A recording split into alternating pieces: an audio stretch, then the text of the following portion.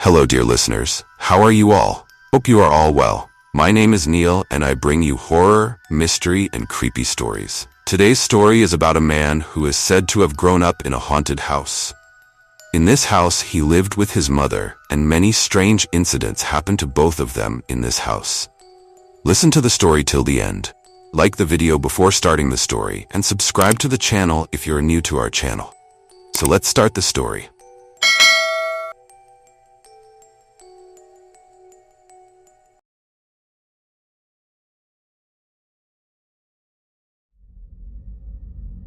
Most people don't believe me when I tell them this, but I grew up in a haunted house.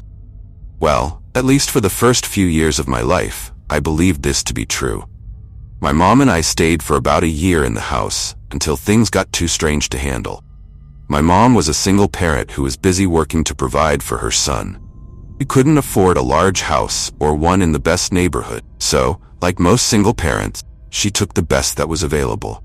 It happened to be an early century row house that sat on a tiny hill in Santa Ana, street number 9899 on 1st Street.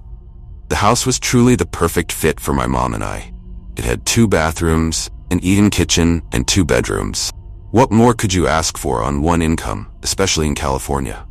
Truthfully, things were great for a while there. I remember having Christmas at the house with our family, all gathered around in our small living room, and also a few fun evenings with friends. But then things started to get, well, kind of weird. First, it was just some oddball moments, things that could be explained away by logical explanations, like a mall earthquake in the night. Things around the house would move ever so slightly. It would be a misplaced book, or an open curtain that was closed the night before, or a light left on that we thought had been turned off. But then the movements became, well, more substantial. We awoke one morning to find the cupboards in the kitchen open. Every single one of them. My mom looked to me, and I to her. It seemed we both had the same thought. Why did you do that? Of course, neither of us did. After that, our cupboards just couldn't stay closed. This turned into a morning ritual. Get up, make breakfast, close the cupboards, and go to school. But then it was other things too. One morning we woke up to find all 4 of our dining room table chairs thrown about the living room. It looked like someone had tossed them from the kitchen, one by one, heaving or floating them to an entirely different room in the house. My mother took a deep breath and put them back at the table like nothing strange had happened. Now, I was only 6 at the time, but I remember hearing my mom talk on the phone to a friend. She talked about seeing an old man in the window, a wrinkly face that visited her every night. Face appeared and scowled at her. She hid under the covers until morning. What made the whole face in the window thing all the more terrifying is when my aunt stayed with me one night when my mom was out of town for work. Once again, I overheard a conversation I probably wasn't supposed to. My aunt asked my mom who the old man in the window was, and if she'd called in a priest or medium to deal with the presence in the house. To this, my mom replied, "You saw him too?" Things only got worse from here on out. One night we came home kind of late and the entire house reeked of smoke. Very peculiar kind of smoke. It wasn't the smell of something burning like our house had been lit on fire. It was pipe smoke. Common smell anyone could recognize who'd ever had a pipe before. The smell was the strongest in my room, which of course freaked my mom out to no end. She opened the windows and turned on the fan, but the smell stayed strong, like someone was still in the house lighting up their pipe. Most folks would have probably fled by this point. Chairs that move at night, cupboards that can't stay open, a face in the window, and now a smell that was as real as someone smoking in front of you. But we stayed, at least a little while longer. I suppose all of these events were just a precursor to what happened next. One morning, right after I woke up, my mom and I found my toys in the living room. All of them. Mind you, I had a lot of toys. They were perfectly arranged in stacks according to their kind. My mom asked me when I had moved the toys.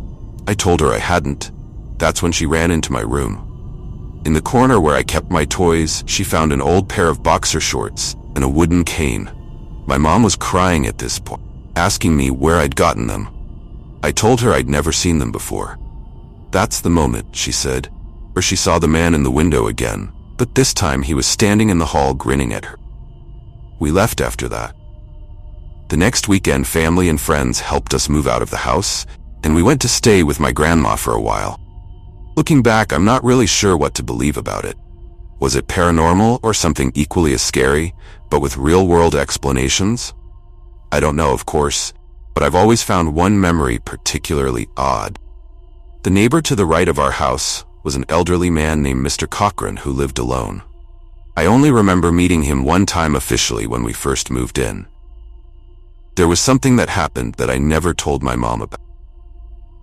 One day when I was in the backyard playing by myself, I saw Mr. Cochran in his bedroom window. He was just standing there, staring at me. He was wearing boxer shorts, smoking a pipe, and holding a cane in his hand. A twisted smile appeared on his face. He stood there smiling sickly at me, puffing out the smoke from his pipe. I don't know, of course, but it always made me wonder. What if our house wasn't haunted by ghosts or otherworldly entities, by someone from this realm? What if all those things that took place were real? To this day, whenever I think about that house on First Street, I get the chills. I just can't shake the feeling that maybe Mr. Cochran was in our house, watching us sleep, waiting for the opportunity to unleash his next haunting.